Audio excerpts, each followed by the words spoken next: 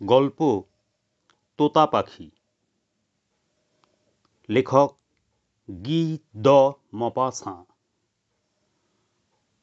অনুবাদ সন্দীপন মিত্র। তোতা পাখি। মাদাম পাতিনের কাহিনী ফে ক্যাম্পে সবাই জানত। তার স্বামী ভাগ্য ছিল বেজায় খারাপ, কারণ জীবনভর তার স্বামী তাকে গোলাবাড়িতে গম পেটাইয়ের মতো বেদম পেটাত। মাছ ধরার কাজে সে ছিল এক পাকা ওস্তাদ। গরিব হলেও মাদাম পাতিনের রূপে মুগ্ধ হয়ে পাতিন তাকে বিয়ে করেছিল। পাতিন ছিল একজন দক্ষ নাবিক, কিন্তু বর্বর।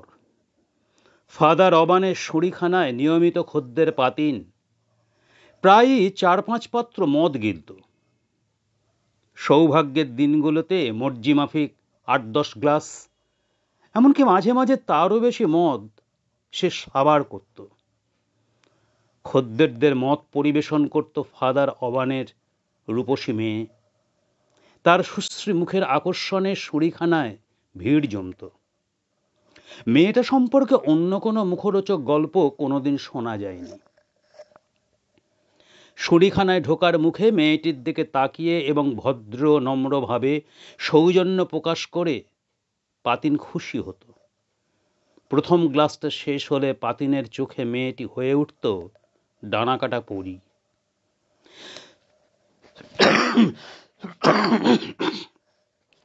দ্বিতীয় পাত্র শেষ হলে পর সে মেয়েটির দিকে তাকিয়ে ইশারায় চোখ টিপত।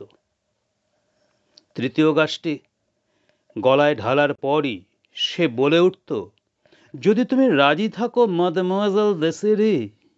কথাটি প্রতিবারই অসমাপ্ত থেকে যেত। চতুর্থটি সাবার করে পাতিন মেয়েটির জামার কোনা ধরে কাছে টেনে এনে চুমু খাওয়ার চেষ্টা করত, এবং এরপর যখন সে 9 ছাড়িয়ে 10 নম্বর গ্লাসে আসত, স্বয়ং ফাদার অবান পাতিনকে মদ পরিবেশন করত। ব্যবসা চালানোর কারিগরি শরীখানার বুড়ো মালিকের বেশ ভালোই জানা ছিল। চটপটে কাজের মেয়ে দেশেরই বাবা অবানের নির্দেশ মতো খদ্দেরদের নেশা উস্কে দেওয়ার জন্য হাসি হাসি ঠোঁট আর আলোর ঝিলিক তোলা 2 চোখ নিয়ে চটুল রসিকতা করতে করতে পাওনাব্যস্ত টেবিলগুলোর মাঝখান দিয়ে যেন উড়ে বেড়াত। দেশেরির সুন্দর মুখ স্থায়ী জায়গা করে নিল পাতিনের মনে। এমনকি চাঁদনি অথবা অন্ধকার রাতে, ঝোড়ো কিংবা শান্ত সমুদ্রে পাতিন যখন তার জাল ছুঁড়ত, তখন দেশেরির মিষ্টি মুখের ভাবনা তাকে ছাড়ত না। যখন ক্লান্ত সঙ্গীরা হাতের ওপর মাথা এলিয়ে ঘুমিয়ে পড়েছে আর সে নৌকার গলুইতে হাল ধরে বসে আছে, তখন পাতিন মেয়েটির কথা ভাবত। সারাক্ষণ পাতিনের কানে বাজত দেশেরির উচ্ছল হাসি। দেখতে পেত অপরূপ গ্রীবাভঙ্গিমার সঙ্গে ফুটফুটে মেয়েটি সোনালি মদ ঢেলে দিয়ে ফিরে যাওয়ার মুহূর্তে সারা মুখে বিস্ময় ফুটিয়ে বলছে, এইবার খুশি হয়েছ নিশ্চয়ই। মেয়েটির ভাবনায় পাতিন এমনই বিভোর হয়ে পড়ল যে কোনো রকমে নিজের মনকে বশে আনতে না পেরে অনতি বিলম্বেই সে বিয়ের প্রস্তাব পাঠালো।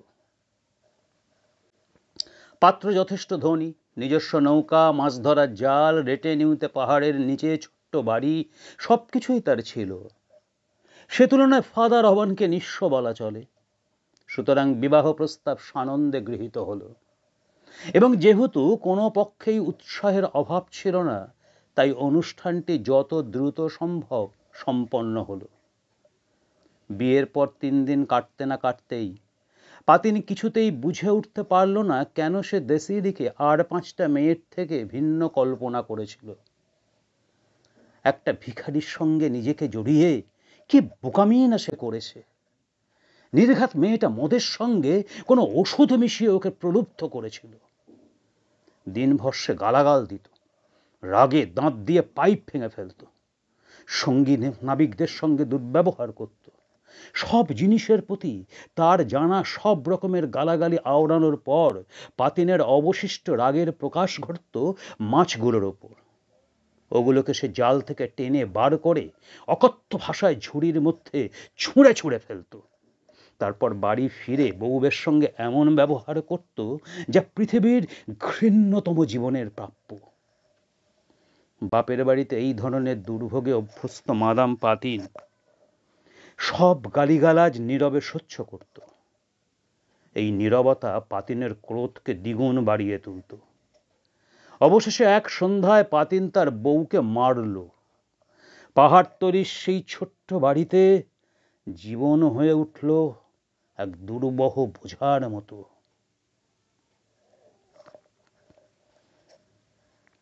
এরপর 10 বছর ধরে রেটেনিউ অঞ্চলের খোশ গল্পগুলির প্রধান বিষয় ছিল অতি তুচ্ছ অজুহাতে পাতিন কিভাবে তার বউকে পিটিয়েছে ও গালাগাল করেছে। উর্বর সপ্তভাণ্ডারের সহায়তায় এবং স্পষ্ট স্বরে পাতিন খিস্তি ছড়রা ছোটাতে পারত, এবং এ ব্যাপারে ফে ক্যাম্পে তার সমকক্ষ কেউ ছিল না। বন্দরে প্রবেশের মুখে তার জাহাজটা দৃষ্টিগোচর হওয়া মাত্র প্রত্যেক উৎকর্ণ হয়ে উঠত। বউবের সাদা টুপিটা দেখতে পাওয়া মাত্র পাতিন প্রথম কোন খিস্তিটা ছুঁড়ে দেয় তা শোনার জন্য। জাহাজের পিছন দিকে দাঁড়িয়ে হাল ঠিক রাখতে রাখতে, পালের দিকে চোখ রেখে, সরু পথ অশান্ত ঢেউয়ের অসুবিধা সত্ত্বেও তীরে দাঁড়ানো মেয়েদের মধ্যে পাতিনের অনুসন্ধানী দৃষ্টি খুঁজে ফিরত তার বিয়ে করা বউকে, ফাদার অবানের মেয়ে, পাজির পাছাড়া। যে মুহূর্তে সে তার দেখা পেত, বাতাস ও ঢেউয়ের আওয়াজ ছাপিয়ে এমনই প্রচণ্ডতায় খিস্তির ফোয়ারা ছোটাতো যে চারপাশে অপেক্ষমান সবাই হেসে উঠত। যদিও মাদাম পাতিনের প্রতি তাদের মনের ভিতর ছিল গভীর করুণা।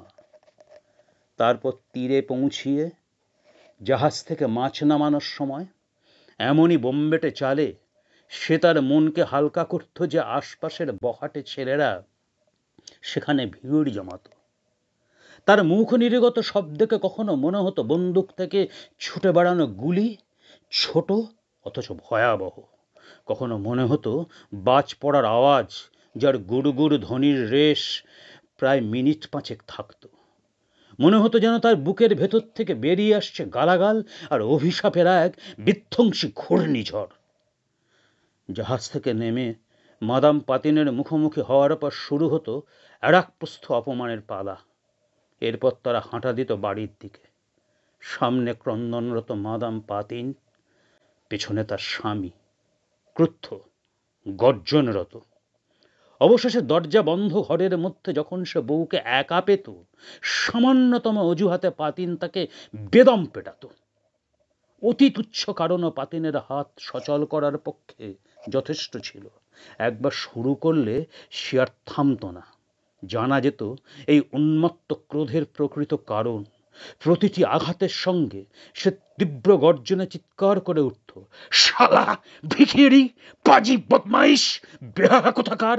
তোর বজ্জাত বাবার রদ্দি মত থুথু করে ফেলে দিলে কি ভালো কাজটাই না করতাম। নিরবিচ্ছিন্ন আতঙ্ক, দেহ মনের বিরামহীন কাঁপন, বিভীষিকাময় প্রহারের চিরস্থায়ী আশঙ্কার মধ্যে হতভাগ্য মেয়েটির দিন কাটত। এইভাবে 10টা বছর কাটল। আতঙ্ক তাকে এমন ভাবে গ্রাস করেছিল, কারো সঙ্গে কখনো কথা বলতে গেলেই সে বিবর্ণ হয়ে যেত, এবং তার মন জুড়ে থাকত আসন্ন প্রহারের দুশ্চিন্তা। ক্রমশ সে আরো রোগা হয়ে গেল, আরো ফ্যাকাশে, পোড়া মাছের মতো শুকনো।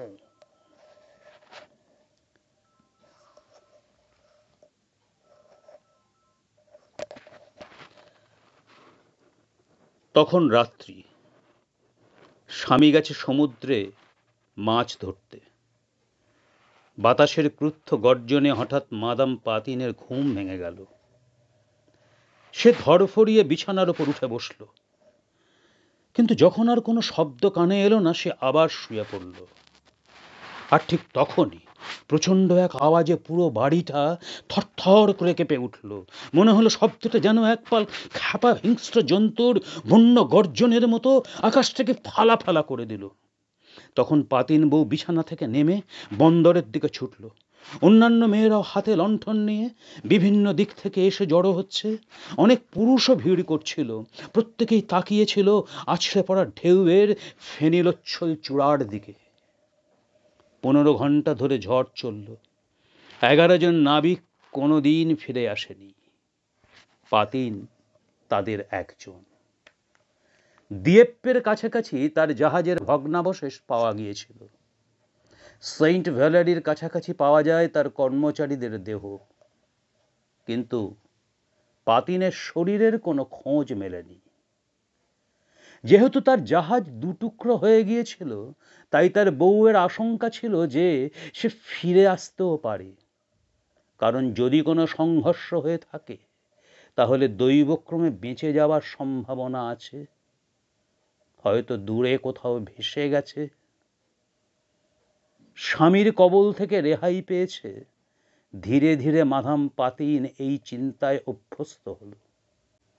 যদি কোনো প্রতিবেশী, ভিখারি বা ফেরিওয়ালা হঠাৎ বাড়িতে ঢুকলে সে ভয়ে চমকে উঠত। পাতিন নিরুদ্দেশ হওয়ার পর 4 বছর কেটে গেছে। এক বিকেলে মাদাম পাতিন রু অক্স জুফিসের রাস্তায় বেড়াচ্ছিল। এক সদ্য মৃত বৃদ্ধ ক্যাপ্টেনের বাড়ির সামনে সে থামল। ক্যাপ্টেনের আসবাবপত্র বিক্রি হচ্ছিল। ঠিক তখন একটা তোতা পাখি নিলামে চড়েছে। পাখিটার পালকগুলো সবুজ, নীল মাথা এবং প্রত্যেকের দিকে খুব বিরক্ত দৃষ্টিতে সেটা তাকাচ্ছিল। 3 ফ্রাঁ! নিলামদার চিৎকার করে দর হাঁকছিল। একটা পাখি যে উকিলের মতো কথা বলতে পারে! 3 ফ্রাঁ! মাদাম পাতিনের এক বন্ধু তাকে বলল, তুমি বড়লোক মানুষ, তোমার এটা কেনা উচিত। এটা তোমার ভালো সঙ্গী হতে পারবে। পাখিটার দাম কম করেও 30 ফ্রাঁ হবে। যাই হোক, তুমি ইচ্ছে করলে এটাকে 20-25 ফ্রাঁতেও বেচে দিতে পারো। 3 ফ্রাঁ 50 সাঁতিম দামে বিধবাটি ছোট্ট খাঁচায় পড়া পাখিটাকে কিনে নিল। বাড়িতে আনার পর যখন তারের দরজাটা খুলে পাখিটাকে জল দিচ্ছে, তখন সে তার আঙুল ঠুকরে রক্ত বের করে দিল। ও কি দুষ্টু রে বাবা! তা সত্ত্বেও সে পাখিটাকে কিছু মটর দানা দিল এবং সকৌতুকে তার পালক ঝরানো লক্ষ্য করল। পাখিটাও সাবধানে তার নতুন আস্তানা ও নতুন কর্তৃকে দেখে নিল। পরদিন সকালে যখন সবে ভোর হচ্ছে, পাতিনের বউ একটা জোরালো, গভীর, গমগমে গলার আওয়াজ শুনতে পেল। এই যে ঘাটের মরা, বিছানা ছাড়ার সময় হলো। বুক কেঁপে ওঠা ভয়ে মাদাম পাতিন চাদরের মধ্যে মুখ লুকোলো। কারণ জীবদ্দশায় পাতিন চোখ খোলা মাত্র তার উদ্দেশ্যে ওই সুপরিচিত শব্দগুলো নিক্ষেপ করত। ভয়ে জড়সড় হয়ে সে একটা বলের মতো হয়ে গেল। সম্ভাব্য উত্তম মাধ্যমের আশঙ্কায় তার পিঠটা কুঁকড়ে গেল। বালিশের মধ্যে মুখ গুঁজে সে বিড়বিড় করে বলে উঠল, হে ভগবান, ও এসে গেছে! হে ভগবান, ও ফিরে এসেছে! কয়েক মুহূর্ত কেটে গেল। কোথাও কোনো সাড়া শব্দ নেই। ভয়ার্ত ভঙ্গিতে সে আস্তে আস্তে বিছানা থেকে মাথা তুলল। নিশ্চয়ই লোকটা কাছেই কোথাও আছে, মারের প্রস্তুতি নিচ্ছে। কিন্তু জানলা দিয়ে উঁকি মারা ভোরের সূর্যের নরম আলো ছাড়া মাদাম পাতিন আর কিছুই দেখতে পেল না। আপন মনে বলে উঠল, নির্ঘাত কোথাও লুকিয়ে আছে। প্রতীক্ষায় কেটে গেল অনেকটা সময় এবং তারপর সাহস সঞ্চয় করে সে নিজেই নিজেকে বলল, নিশ্চয়ই স্বপ্ন দেখেছি, ধারে কাছে তো কারো দেখা পেলাম না। একটু আশ্বস্ত হয়ে সে চোখ দুটো বন্ধ করল। আর ঠিক তখনই খুব কাছ থেকে এক রাগে গড়গড় উন্মত্ত গলার আওয়াজ শোনা গেল, হতচ্ছাড়া, বিছানা ছাড়ার সময়টা কখন হবে শুনি? মাদাম পাতিন লাফ দিয়ে বিছানা ছেড়ে উঠল। নির্মম প্রহারে জর্জরিত বাধ্য এক নারী যে কোনোদিন ওই কণ্ঠস্বরকে ভুলতে পারবে না। আমি এখানে পাতিন, আমি এখানে, কি চাই তোমার? কোনো উত্তর নেই। তখন সম্পূর্ণ দিশাহারা হয়ে পাতিন বউ চারপাশে তল্লাশি চালালো, চিমনির ভিতরে, খাটের তলায় এবং শেষ পর্যন্ত চেয়ারের নিচে। উদ্বেগে অস্থির মাদাম পাতিন স্থির নিশ্চিত যে পাতিনের আত্মা ধারে কাছে কোথাও আছে, ফিরে এসেছে তাকে নির্যাতন করতে। হঠাৎই তার মনে পড়ল চিলে কোঠার কথা, যেখানে মই ছাড়া ওঠা যায় না। নিশ্চয়ই পাতিন ওখানে লুকিয়ে আছে, তাকে অবাক করবে বলে। হয়তো অজানা সুদূর কোন তীরে বন্য বড় বড়রা ওকে আটকে রেখেছিল। এতদিন পরে ফিরে এসেছে, যার থেকে খারাপ আর কিছু হতে পারে না। গলার আওয়াজটা কার হতে পারে এ সম্পর্কে পাতিনের বউ নিঃসংশয় ছিল। ওপরে তাকিয়ে এসে জিজ্ঞাসা করলো, তুমি কি ওপরে পাতিন? কোনো উত্তর নেই। তারপর এক দম বন্ধ করা ভয়ে কাঁপতে কাঁপতে সে মই বেয়ে ওপরে উঠল। ছাদের জানলা খুলে ভেতরে তাকালো, কিন্তু কিছুই চোখে পড়ল না। তারপর চিলে কোঠার ভেতরে ঢুকে চারিদিকে তাকিয়েও কিছুই তার নজরে এলো না। মেঝের ওপর পড়ে থাকা একটা খড়ের স্তূপের ওপর বসে সে কাঁদতে লাগলো।